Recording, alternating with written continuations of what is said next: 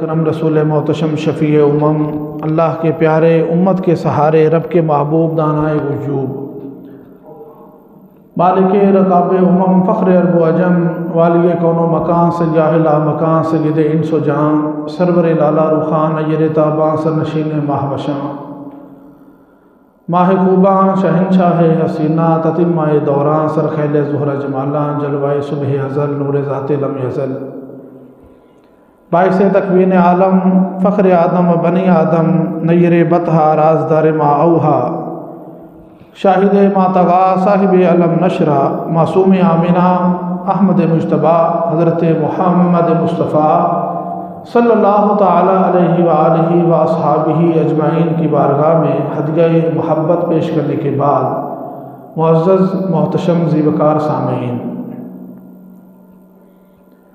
اللہ تبارک و تعالیٰ کی ذات ہر طرح کے تغیر و تبدل سے پاک ہے۔ اس کی ہر صفت بھی تغیر سے پاک ہے، اس کی بادشاہی سدا قائم ہے، اس میں کوئی رکاوٹ نہیں آتی، یا اس کی گرفت کمزور نہیں ہوتی، بلکہ اس کی جو حکومت ہے وہ ہر لحاظ سے قوی ہے، مضبوط ہے، قائم ہے۔ یہ مخلوق کی صفت ہے کہ اس میں تغیر اور تبدل ہوتا رہتا ہے۔ مثلا انسانوں پر کبھی خوشی طاری ہوتی ہے، کبھی غم کا بسیرا ہوتا ہے، کبھی خوشحالی اس کی دامن گیر ہوتی ہے اور کبھی تنگ دستی اسے آ پکڑتی ہے، کبھی تندرستی ہوتی ہے، کبھی مرض لاحق ہو جاتا ہے۔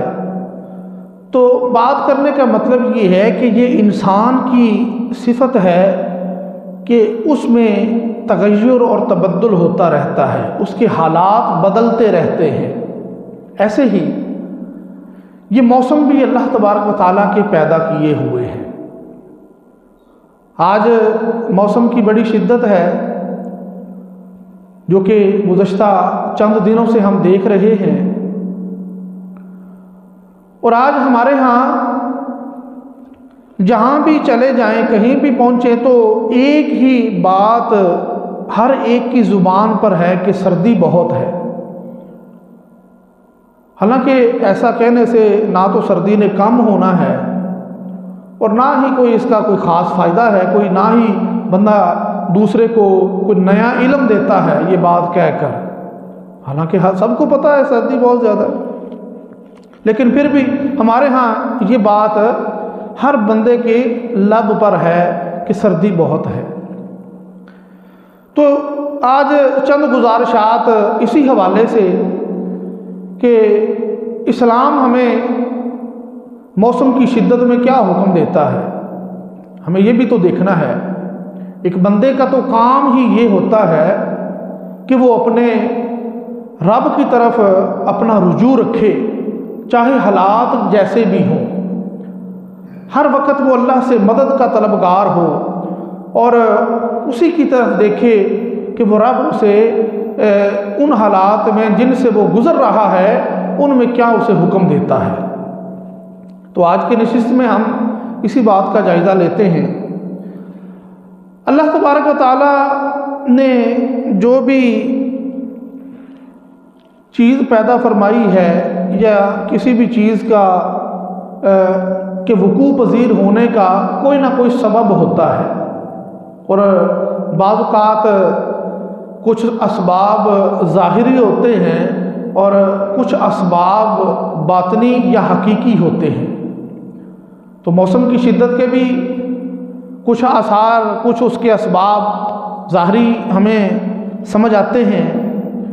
آج کے دور میں سائنس اور ٹیکنالوجی کے ذریعے ہم جانتے ہیں، یا کچھ ہماری نظروں میں اتنے واضح ہوتے ہیں جن کے لیے کسی سے پوچھنے یا کسی کو بتانے کی ضرورت نہیں رہتی،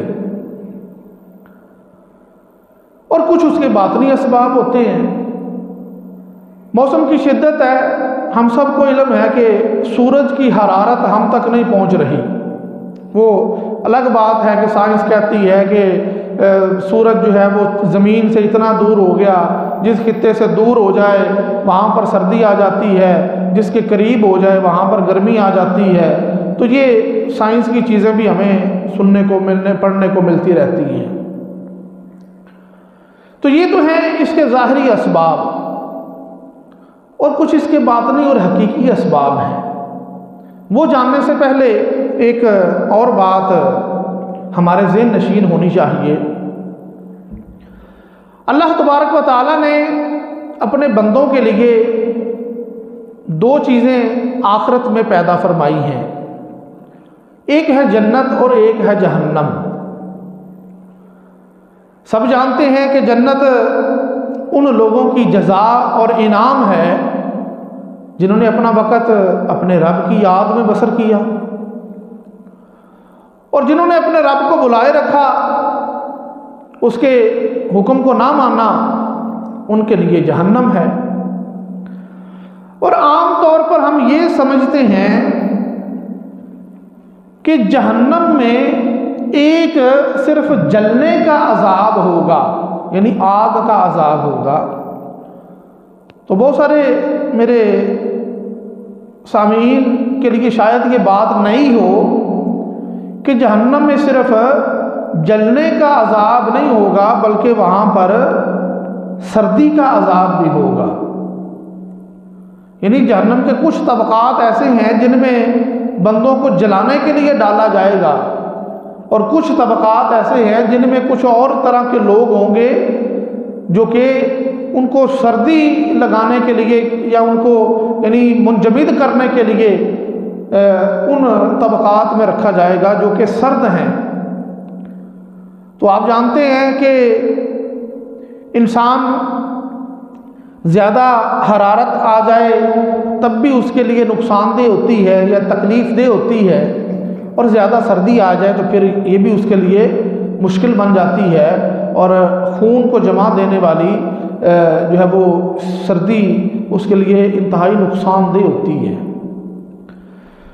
تو یہ بات ذہن نشین کرنے کے بعد ہمیں اب جائزہ لینا ہے حضور سید عالم صلی اللہ تعالی وسلم کی حدیث پاک کا. نبی کریم علیہ الصلوۃ والسلام ارشاد فرماتے ہیں، بخاری و مسلم میں روایت موجود ہے کہ جہنم نے اللہ کریم کی بارگاہ میں عرض کیا کہ الہ العالمین، میری حرارت اور میری جو سردی ہے، ٹھنڈک ہے، وہ بڑھ گئی ہے. تو رب العالمین نے جہنم کو 2 سانس لینے کی اجازت مرحمت فرمائی. حضور سید عالم صلی اللہ تعالیٰ علیہ وسلم فرماتے ہیں کہ جب گرمی کی شدت بڑھ جاتی ہے تو اس وقت گویا جہنم وہ حصہ جہنم کا جو کہ گرم ہے وہ سانس لیتا ہے، تو اسے گرمی کی شدت بڑھ جاتی ہے. اور جب سردی کی شدت بڑھ جاتی ہے تو اس وقت جہنم کا وہ حصہ سانس لیتا ہے جو کہ سرد ہے، ٹھنڈا ہے. تو سردی اور گرمی کی جو شدت ہے یہ جہنم کے 2 سانس لینے کی وجہ سے ہے. یہ ہے وہ سبب جو کہ باطنی ہے، جو ہمیں نظر نہیں آتا، لیکن یہ حقیقی ہے کیونکہ اللہ کے پیارے محبوب صلی اللہ تعالیٰ علیہ وسلم کا یہ فرمان ہے. اب سوال اور پیدا ہو جاتا ہے کہ گرمی میں بھی ایسا ہوتا ہے کہ کسی خطے میں تو گرمی زیادہ ہے، کسی میں کم ہوتی ہے. چاہے جتنا بھی کوئی جون جولائی کا موسم آ جائے، ہمارے اپنے ملک میں ایسے علاقے موجود ہیں جہاں پر گرمی نہیں ہوتی اس موسم میں بھی، اور اسی طرح سردی کے موسم میں بھی ہوتا ہے کہ کچھ علاقوں میں تو سردی ہوتی ہے لیکن کچھ میں نہیں ہوتی. تو ایک بات عمومی طور پر اپنے ذہن میں رکھنی چاہیے کہ یہ ہوتا سب کچھ اللہ کے حکم سے ہے. یعنی اللہ تبارک و تعالیٰ نے چیزوں کے اسباب تو پیدا فرمائے ہیں کہ جب سبب پایا جاتا ہے تو پھر مسبب بھی پایا جاتا ہے. ایسا ہوتا ہے، مثلا مرض ہے، اس کی ایک دوا ہے، اگر وہ دوا پائی جائے گی تو وہ مرض ختم ہو جائے گا. یعنی سبب پایا گیا تو پھر مسبب بھی پایا جائے گا، تو یہ ضروری نہیں ہے کہ وہ جو دوا ہے وہ شفا دے رہی ہے، بلکہ شفا دینے والی اللہ کی ذات ہے۔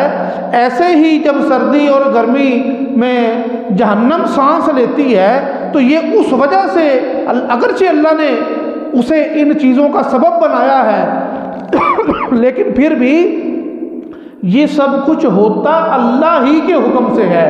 تو پھر اللہ جہاں چاہتا ہے وہاں موسم کی شدت بڑھ جاتی ہے، اور جہاں چاہتا ہے وہاں موسم کی شدت کم رہتی ہے۔ اور ایک اور بات اس حوالے سے ذہن نشین ہونی چاہیے کہ ہو سکتا ہے اس کی کوئی اور حکمت بھی ہو، جیسے ایسی بہت ساری چیزیں آج انسانی عقل میں آ رہی ہیں، انسان اپنی عقل کے ذریعے، تجربات کے ذریعے ایسی مشینیں ایجاد کر رہا ہے کہ آج سے کچھ عرصہ پہلے وہ چیزیں جو ہماری نظروں سے اوجھل تھیں آج ہماری نظروں کے سامنے آ چکی ہیں۔ تو ہو سکتا ہے کہ آنے والے وقت میں کوئی اور عقل انسان کی ترقی کرے اور کوئی ایسی چیزیں ہمارے سامنے آ جائیں جس سے ہمیں ان چیزوں کے اسباب جو ہیں اور واضح طور پر نظر آنے لگیں۔ تو لہٰذا یہ بات سمجھ میں ہونی چاہیے بندے کی کہ یہ چیزیں سب اللہ کے حکم کی پابند ہیں، بلکہ کائنات کی ہر چیز اللہ کے حکم کی پابند ہے۔ اللہ تعالیٰ فرماتا ہے کہ کوئی پتا جو حرکت کرتا ہے وہ بھی اس کی اجازت کے بغیر نہیں کرتا۔ تو یہ موسم کی شدت کے حوالے سے ابتدائی بات میں نے آپ کے گوش گزار کی۔ اب ہمیں یہ دیکھنا ہے کہ ہم نے اس موسم میں کرنا کیا ہے۔ جو بندہ ہوتا ہے نا، اس نے بندگی کرنی ہے، وہ اپنے کام سے انحراف نہیں کر سکتا، اس نے اپنی ڈیوٹی، اپنا کام سر انجام دینا ہی دینا ہے۔ وہ بڑی خوبصورت بات ہے، حضرت مالک بن دینار رحمۃ اللہ علیہ وہ فرماتے ہیں کہ میں نے اللہ کی بندگی ایک غلام سے سیکھی۔ کہتے میں ایک غلام لینے گیا، غلام کو خریدا تو میں گھر لے آیا، گھر لایا تو میں نے اس غلام سے کہا کہ تیرا نام کیا ہے؟ وہ غلام کہنے لگا، جناب اے میرے آقا میں غلام ہوں، غلاموں کے نام نہیں ہوتے۔ آپ نے فرمایا اچھا تو یہ بتا تو کھاتا پیتا پہنتا کیا ہے؟ آپ نے جب اس سے یہ سوال پوچھا تو وہ کہنے لگا کہ غلاموں کی خواہشیں بھی نہیں ہوتی، جو اس کا آقا دیتا ہے وہ کھا بھی لیتا ہے، پی بھی لیتا ہے، جو پہننے کو دے گا میں پہن بھی لوں گا۔ آپ بڑے حیران ہوئے کہ ہے تو غلام لیکن باتیں بڑی سمجھداری والی کر رہا ہے۔ آپ نے مزید اس سے کچھ سوالات کیے اور اس نے ایسے ہی جواب دیے۔ آپ نے بالآخر اس سے پوچھا کہ اب تو بتا تو چاہتا کیا ہے؟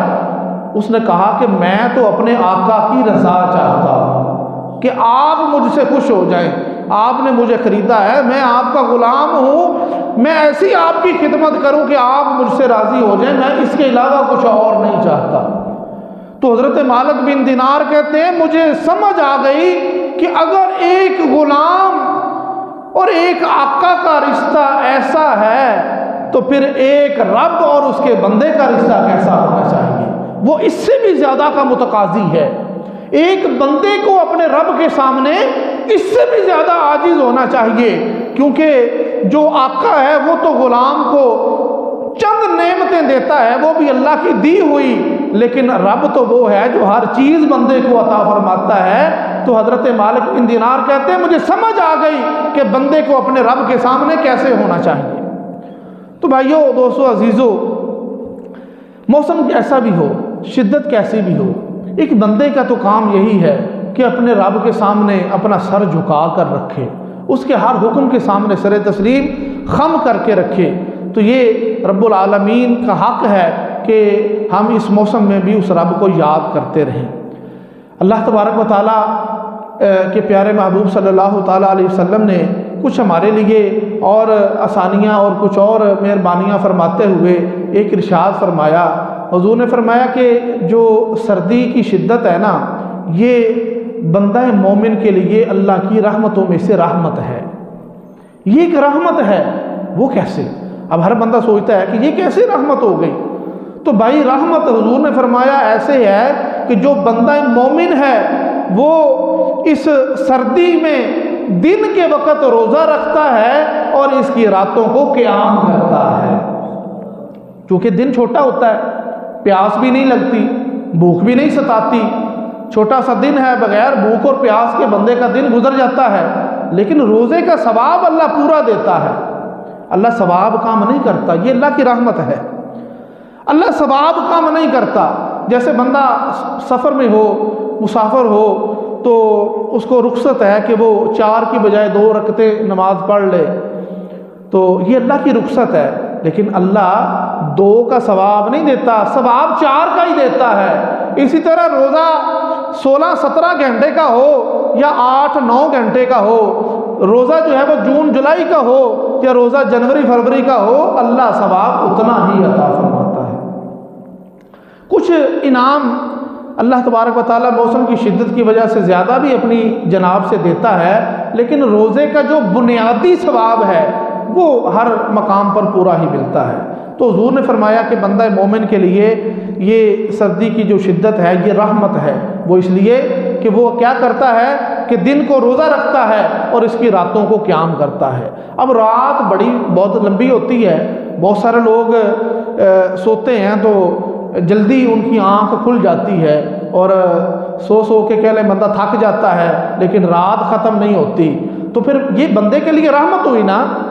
گرمی کے موسم میں تو ایک تو انسان سوتا دیر سے ہے، موسم رات چھوٹی ہوتی ہے، اور پھر جو ہے وہ جو وقت ہوتا ہے اٹھنے کا، سحری کا، اس وقت جو ہے وہ اس کو نیند بھی بڑی آ رہی ہوتی ہے، لیکن سردی میں اس کے لیے آسانی ہے کہ وہ پہلے سو جاتا ہے، اور وہ جو اٹھنے کا وقت ہوتا ہے، تہجد کا وقت ہے، اس وقت اس کی آنکھ خود بخود کھل رہی ہوتی ہے، تو اسے چاہیے کہ اس وقت اٹھ کر رب کا قیام کرے۔ تو اس اعتبار سے دیکھا جائے تو یہ جو موسم کی شدت ہے سردی کی، یہ بندے کے لیے رحمت ہے۔ اور پھر یہ بھی سوال اٹھتا ہے کہ پھر وضو کرنا بھی ایک جو ہے وہ بڑا مسئلہ ہے۔ تو دیکھیں، اسلام ایک دین فطرت ہے، اسلام میں شدت نہیں ہے، اسلام سختی نہیں کرتا۔ اسلام کہتا ہے کہ ہاں ٹھیک ہے، تیرے لیے نماز پڑھنے کے لیے یا قرآن کریم کو چھوڑنے کے لیے یا دیگر عبادات کرنے کے لیے ایک وضو ہے کہ جو تو نے اپنے مختلف اعضاء کو دھونا ہے، لیکن دیکھ، اگر تجھے اس بات کا یقین ہے کہ اگر تو نے ٹھنڈے پانی سے وضو کیا تو تیرے جسم کو نقصان پہنچ سکتا ہے، تجھے اتنی سردی لگ جائے گی کہ تیرے اعضاء کے ضائع ہونے کا خدشہ ہے یا تیرے بیمار ہو جانے کا خدشہ ہے، تو اسلام یہ نہیں کہتا تو نے پھر بھی ٹھنڈے پانی سے وضو کرنا ہے۔ اسلام اسے کہتا ہے کہ تو تیمم بھی کر سکتا ہے، تیرے لیے یہ سہولت بھی موجود ہے۔ آج کل تو ویسے عام مساجد میں بھی گرم پانی مل جاتا ہے، اور گھروں میں بھی یہ سہولت کم از کم ہوتی ہے کہ بجلی سے بندہ پمپ چلا لے اور پانی تازہ آ جاتا ہے جس سے بندہ وضو کرنا۔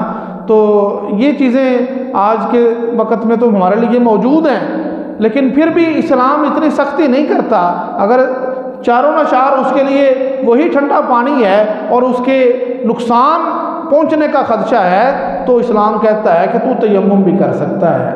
پھر وضو میں بھی یہ رعایت بھی موجود ہے سردی کے موسم میں کہ بندہ موزے پہن لے جو چمڑے کے بنے ہوتے ہیں، جو دبیز ہوتے ہیں، سخت موٹے ہوتے ہیں، جن سے پانی نہیں گزرتا، تو ان کے اوپر مسح بھی کر سکتا ہے، یعنی ایک بار وضو کر لیا پھر ان موزوں کو پہن لے۔ اب جب تک وہ وضو قائم ہے، اس وقت کے بعد سے 24 گھنٹے، جب وہ پہلی بار اس کا وضو ٹوٹے گا، اس وقت سے لے کر اگلے 24 گھنٹے کے دوران وہ جتنی بار بھی اس نے وضو کرنا ہے، وہ پھر پاؤں سے موزہ نہ اتارے بلکہ اس کے اوپر ہی مسح کر لے، پاؤں کے اوپر مسح کر لے۔ یہ تو ہے مقیم کے لیے۔ اگر مسافر ہے تو یہی مدت 3 دن کے لیے بڑھ جاتی ہے یعنی 72 گھنٹے کے لیے اسے یہ سہولت میسر آتی ہے کہ وہ موضوع پر مسح کر سکتا ہے۔ تو یہ اسلام میں آسانیاں ہیں، سہولتیں ہیں بندوں کے لیے، ان کے مزاج کے مطابق، موسم کے اعتبار سے۔ تو یہ بندے کو جو ہے وہ اللہ کی رحمتیں ہیں، یہ دین کی برکتیں ہیں، شریعت کی سہولتیں ہیں جو اسے میسر آتی ہیں۔ تو بندوں کو چاہیے کہ وہ صرف موسم کی شدت کا ہی ذکر نہ کرتے رہیں، بلکہ اللہ اور اس کے رسول کے احکامات پر چلنے کی کوشش کریں۔ اللہ کے پیارے محبوب صلی اللہ تعالیٰ علیہ وسلم نے ایک دعا بھی بندوں کو سکھائی ہے کہ جب موسم کی شدت، سردی کی شدت ہو تو تم اللہ سے یہ دعا کرو کہ اے اللہ تو وہ ہے جس کا کوئی معبود نہیں، یعنی لا الہ الا اللہ، وہ کہے کہ اے اللہ تیرے سوا کوئی معبود نہیں ہے۔ اے اللہ مجھے آج اس سردی کے موسم میں تجھ سے جہنم کی سردی کی پناہ مانگتا ہوں، تو مجھے اس سے پناہ عطا فرما۔ تو پھر اللہ تبارک و تعالی جہنم سے فرماتا ہے کہ اے جہنم دیکھ اس بندے نے مجھ سے کیا مانگا ہے، تو گواہ ہو جا کہ میں نے اسے تیری جو سردی کی شدت ہے اس سے میں نے اس کو پناہ عطا فرما دی۔ تو یہ بندے پر اللہ کا کرم ہوتا ہے۔ تو بندوں کو یہ کہنا چاہیے، نہ کہ ہر وقت شکوے اور شکایات کی انبار لگاتے رہیں۔ بہت سارے لوگ ہوتے ہیں جو سردی آ جائے تو کہتے ہیں کہ اب نماز ہم سے نہیں پڑھی جاتی کیونکہ سردی بہت ہے، گرمی آ جائے تو کہتے ہیں گرمی بہت ہے۔ تو بھائی میں نے پہلے عرض کیا بندے کا یہ کام نہیں ہے، بندے کا کام ہے اپنے سر کو اپنے رب کے سامنے جھکا دینا اور اس کے ہر حکم پر عمل کرنا، اور اس کے لیے موسموں کے تغیر و تبدل کو اپنے راستے کی رکاوٹ نہ بننے دینا، بلکہ ہر حال میں بندگی کے لیے تیار رہنا۔ ہم بہت ساری اپنی ذمہ داریاں ہر موسم میں ادا کرتے ہیں۔ ہم نے کہیں ڈیوٹی پر جانا ہو، کوئی ایسا کام جو ہماری ذمہ داری ہے، کوئی ملازمت پر جانا ہو، بارش برس رہی ہو، پھر بھی ہم بھاگے بھاگے پہنچتے ہیں کہ اگر ہم نہ گئے تو ہمارا وہ دیہڑی کٹ جائے گی، ہماری تنخواہ میں کٹوتی ہوگی، مالک ناراض ہوگا۔ تو بھائی کون سے مالک کی بات کرتے ہو؟ جو مالک الملک ہے اس کے بھی تو سوچو نا، کہ وہ پروردگار جو ہم سب کا رب ہے، وہ مالکوں کا مالک ہے، کبھی اس کی ناراضگی کا بھی سوچو کہ اگر ہم مسجد میں نہ پہنچے، اگر ہم نے اس کے سامنے سجدہ ریزی نہ کی تو وہ مالک بھی ناراض ہوگا، اس کی ناراضگی کا بھی سوچو۔ اگر ہم نے یہ سوچنا شروع کر دیا تو یقیناً ہم اللہ کے برگزیدہ بندوں میں شامل ہو جائیں گے اور اس کے نیک بندوں میں ہمارا شمار ہوگا۔ پھر آپ یہ دیکھیے، ایک حدیث پاک میں آتا ہے کہ جو بندہ سردی کے موسم میں ٹھنڈے پانی سے وضو کرتا ہے، کامل وضو کرتا ہے، تو حدیث میں آتا ہے کہ اللہ اس کے سارے گناہوں کو بخش دیتا ہے۔ اندازہ فرمائیں کہ کس قدر زیادہ اجر و ثواب بندے کو ملتا ہے۔ یعنی حدیث میں تو آتا ہے کہ انسان کو، بندہ مومن کو تھوڑی سی بھی تکلیف ہو نا، تو یعنی ایک حدیث میں ہے کہ کانٹا بھی چبھ جائے تو اللہ اس کانٹے کے چبھنے کا بھی اسے ثواب دیتا ہے، اسے اجر دیتا ہے۔ حالانکہ پتہ نہیں بندے کی اپنی غلطی سے ہی چبھ گیا ہو، لیکن اسے تکلیف ہوئی ہے، اور وہ رب اتنا مہربان ہے، کہتا ہے بندے تجھے دنیا میں تکلیف ہوئی ہے، اگرچہ تیری اپنی کسی غلطی کی وجہ سے ہو گئی ہے، تجھے بخار ہو گیا، اللہ کہتا ہے اگرچہ کسی بھی وجہ سے ہو گیا، لیکن تیرا رب اتنا مہربان ہے، تجھے کانٹا چبھ جائے، تجھے بخار ہو جائے، تیرے سر میں درد ہو جائے، اللہ تیرے گناہوں کو مٹاتا رہتا ہے، تیری نیکیوں کو بڑھاتا رہتا ہے۔ رب کی، جس رب کی یہ شان ہو، اس رب کے بندے موسم کو اپنے راستے کی رکاوٹ بنا لیں کہ مجھے جرسی اتارنی پڑے گی، مجھے جرابیں اتارنی پڑیں گی، او بھائی رہنے دو، نماز رہنے دو، ایسے ہی لیٹے رہتے ہیں، بستر سے نکلنا پڑے گا، مسجد تک چل کے جانا پڑے گا۔ تو یہ ایک بندہ مومن کے شایان شان چیزیں نہیں ہیں۔ بندے کو ہر وقت اپنے رب کے حضور پیش ہونے کے لیے تیار رہنا چاہیے، اسی میں بندے کی بھلائی ہے۔ اور آخر میں ایک بات اور عرض کر دوں کہ آج 3 مہینے ہو چکے کہ غزہ کے مسلمانوں پر قیامت برپا ہے۔ آج ہم اپنے لحافوں میں لیٹے ہیں، آج ہم اپنے گرم بستر میں موجود ہیں، آج ہماری اولادیں جو ہے وہ آسائش میں ہیں، یا ہم پر وہ سختی اور تنگی نہیں ہے۔ ان مسلمان بھائیوں کا بھی سوچئے، ان جو ہے وہ فلسطینی اور غزہ کے مسلمانوں کا بھی سوچئے کہ جن پر قیامت صغریٰ برپا ہے۔ 23,000 کے قریب مسلمان شہید ہو چکے ہیں، جن میں ہر جو ہے وہ طبقے کے لوگ موجود ہیں، بچے بھی ہیں، بوڑھے بھی ہیں، جوان بھی ہیں، عورتیں بھی ہیں، شیرخوار بچے بھی ہیں، وہ بچے بھی ہیں جو اپنی ماں کے پیٹوں میں جو ہے وہ شہید ہو چکے ہیں۔ آپ تصور کیجئے کہ لاکھوں لوگ بے گھر ہو چکے ہیں، جن کے گھر ٹوٹ چکے ہیں، وہ اس سردی کی شدت میں کیا کر رہے ہیں۔ ہزاروں لوگ زخمی ہیں، جن کے جو ہے وہ علاج کے لیے ہسپتال وہاں پر صحیح معنوں میں دستیاب نہیں ہے۔ وہ لوگ کس طرح اپنے شب و روز گزار رہے ہیں، کیا ان کے حالات ہیں۔ ابھی آج صبح کی خبر میں دیکھ رہا تھا کہ پتہ چلا ہے کہ کل رات سے یمن جو ساتھ ہی ایک اور اسلامی ملک ہے، وہاں پر بھی امریکہ اور برطانیہ کے بحری بیڑے کے جنگی جہازوں نے حملہ کر دیا اور میزائل وہاں پر پھینک دیے گئے اور وہاں پر بھی تباہی کا سلسلہ شروع کر دیا گیا۔ آپ اندازہ فرمائیے کہ مسلمان، میں نے اسی وقت پہلے جمعے پر یہ بات عرض کی تھی کہ یہ مسلمان، یہ دوسرے ممالک یہ سمجھتے ہیں، آج جو بڑے بڑے اسلامی ممالک ہیں جن کے اسرائیل کے ساتھ تعلقات بھی ہیں، سفارتی تعلقات ہیں، جن کے تجارتی تعلقات ہیں، وہ نہ تو اپنے سفارتی تعلقات ختم کر رہے ہیں، نہ وہ اپنے تجارتی معاملات ان کے ساتھ ختم کرتے ہیں، اور نہ ہی کوئی ایسا مؤثر احتجاج کر رہے ہیں جس سے اسرائیل اور امریکہ اپنی اس بدماشی سے باز آ جائیں۔ وہ لوگ کہنے کہ اپنے خواب مست میں مدہوش پڑے ہوئے ہیں اور ان کو یہ خبر نہیں ہے۔ میں نے اس وقت کہا تھا کہ آج ان کی باری ہے تو کل کسی اور کی باری بھی آئے گی۔ آج 3 مہینے گزرنے کے بعد یمن کی باری آ چکی ہے، آج وہاں پر بمباری ہو چکی ہے، اور بہانہ وہی ہے کہ یہاں پر دہشت گرد موجود ہیں۔ تو بھائیوں، عزیزوں، دوستو، ہمیں اس طرح بھی سوچنا ہے کہ ہمارے مسلمانوں کے ساتھ کیا ہو رہا ہے۔ ہماری جتنی حیثیت ہے ہم اتنی بات کر سکتے ہیں۔ یہ کام حکمرانوں کا ہے، بڑے طبقے کا ہے کہ وہ اپنی سطح پر نوٹس لیں اور مسلمانوں پر ہونے والے ظلم کو رکوائیں، اپنی کوشش کریں اور اپنے ہتھیاروں کو بروئے کار لائیں، اپنے سفارتی تعلقات کو بروئے کار لائیں۔ آج وہ جنوبی افریقہ کا ملک، آپ اندازہ فرمائیں، وہ غیر مسلموں کا ملک ہے، وہاں اکثریت غیر مسلموں کی ہے، غیر مذہب کے ماننے والے، وہ مشرک یہود و نصارہ جن کو ہم کہتے ہیں، انہی میں سے وہ لوگ ہیں جو بت پرستی اور اس طرح کے دیگر مذاہب کو ماننے والے ہیں۔ آج وہ جنوبی افریقہ عالمی عدالت میں اسرائیل کے جنگی جرائم کے خلاف کیس لڑ رہا ہے۔ وہ کہہ رہا ہے کہ فلسطین میں جنگ بندی کروائی جائے، عالمی عدالت میں وہ دلائل دے رہے ہیں، وہ اپنا ہمارا کیس وہ جو ہے وہ لڑ رہے ہیں۔ یہ امت مسلمہ جس کے 57 ممالک ہیں، ان کے منہ پر یہ تماچے سے کم نہیں ہے کہ آج ہمارا کیس جو ہے وہ بھی غیر مسلم لڑ رہے ہیں۔ تو میرے بھائیو، عزیزو، دوستو، ہم تو اس غم کا رونا ہی رو سکتے ہیں اور ہمارے بس میں کوئی اور بات نہیں ہے۔ یا ہم اپنے رب سے دعا کر سکتے ہیں، التجا کر سکتے ہیں کہ اللہ ان مسلمانوں پر مہربانی فرمائے، اللہ امت مسلمہ کو یکجان ہونے کی توفیق دے دے، اور اللہ تعالیٰ جو ہے وہ ان کو اتحاد کی توفیق دے دے اور ان کو غیرت عطا کر دے کہ جس سے آج امت مسلمہ اجتماعی طور پر محروم ہو چکی ہے۔ تو بھائیو، عزیزو، دوستو، ان مسلمانوں کا بھی اپنے ذہنوں میں رکھیں اور ان کے لیے دعا بھی کریں، اور جو ممکن ہے ان کے لیے کوشش بھی کریں۔ اللہ تبارک و تعالیٰ کی بارگاہ میں دعا ہے کہ رب العالمین مجھے اور آپ کو عمل کی توفیق عطا فرمائے۔ وما علیہ الا البلاغ المبین۔